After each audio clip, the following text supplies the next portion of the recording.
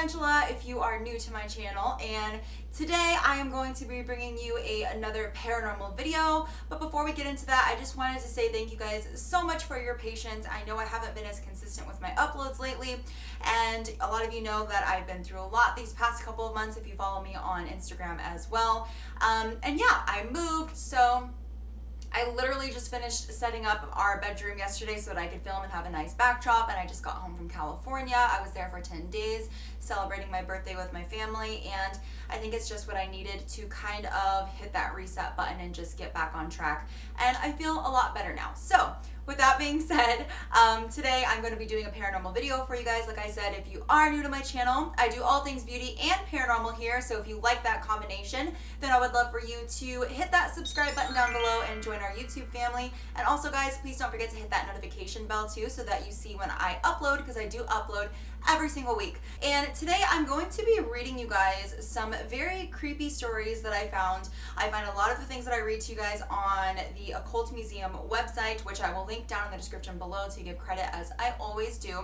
And the stories that I'm going to be reading to you today are funeral home workers share their most scary, like morbid stories. And the reason I'm reading this to you is because I just watched The Possession of Hannah Grace with my mom back home, and it was really, really creepy, and it kind of just got me in the mood to read some of these stories. I did not read all of them, so I wanted to be able, again, to react with you guys on camera. So I just read a couple of them to make sure that they were good and that they would, you know, freak us out, because that's what we're looking for, right? If you're watching this video, you like to be scared for some reason. So let's go ahead and get into it. The first story is called The Walking Dead. My husband used to work at a morgue, and the stories he'd come home with were something else. I've heard from others in his field of odd experiences of bodies sitting up, presumably from tightening muscles, and one account of a dead man walking partway down a hall before collapsing. My husband said that he stepped away after setting the body out for cleaning and autopsy, came back, and saw that the body was gone. He was alone. It was the middle of the night, and he thought he had gone crazy, and then he saw the body collapsed in the hall. Oh God, that one gave me the chills. Whew, if that happened to me, first of all, kudos to people who work in like funeral homes. Sorry, there's a bus outside, guys. But kudos to people who work in like funeral homes, and I couldn't do that. I mean, obviously I don't mean it in a disrespectful way. Somebody has to do it. But I mean, I would just be terrified, and if that happened to me, you know, I would have like literally ran out of there, and I would never have gone back.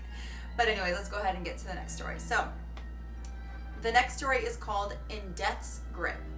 I used to work in tissue recovery. My least favorite part was prepping a donor for recovery, as it included shaving the arms and legs. Once, we had a donor who was very freshly deceased. I held his hand to shave his arm, and his fingers curled around my hand as rigor mortis set in. Ooh, that's creepy. I mean, obviously rigor mortis is something that happens, you know, when, you know, the body has been passed for so long.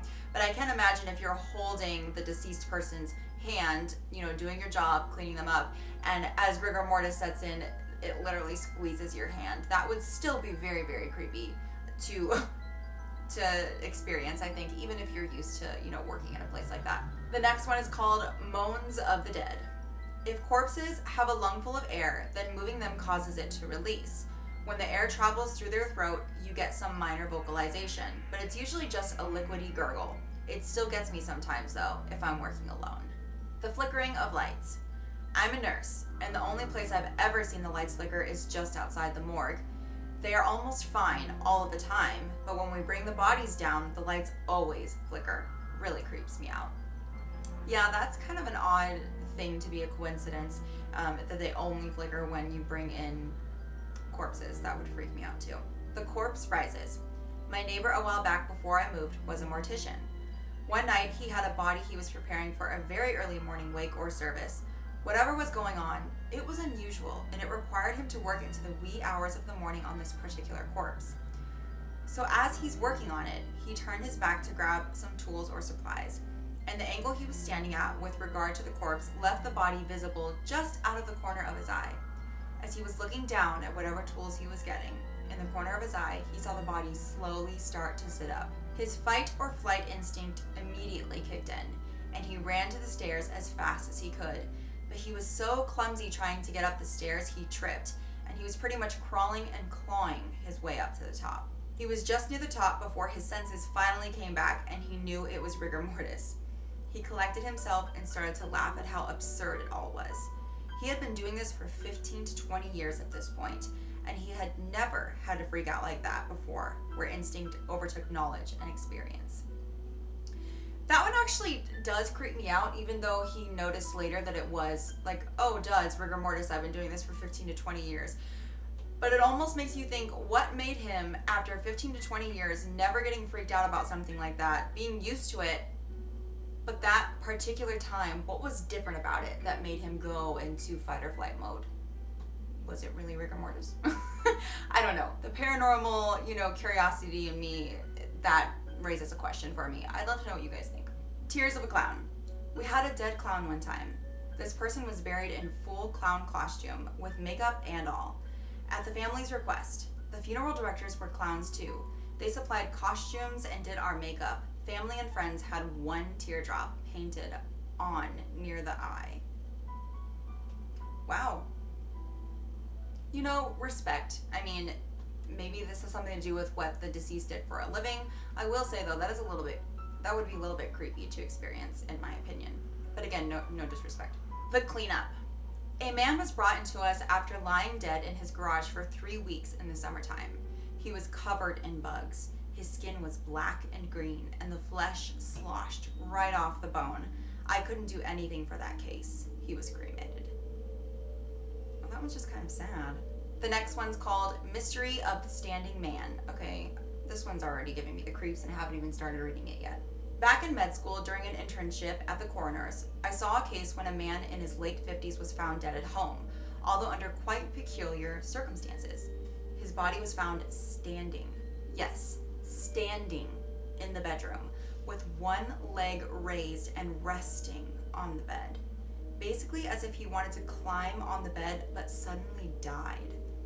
Further examination led to a severe heart attack as the most likely cause of death. However, no evidence of someone moving the body post-mortem could be found. The conclusion was that either someone would have to have found him quite early and basically held the corpse for hours until it became stiff enough to stand on its own. Or that his death was so sudden that it happened just in the right moment so that his body would be perfectly balanced and not fall over. Okay, I think that's the creepiest one I've read yet. That's terrifying. The sound of sobbing. My first experience at work was when I first started my embalming career. I had just started my shift and was using a restroom in the back. When I came out, I heard what sounded like a girl sobbing and the sound of feet shuffling around on the floor. The floor was kind of gravelly and had a distinct sound if you scooted your feet on it.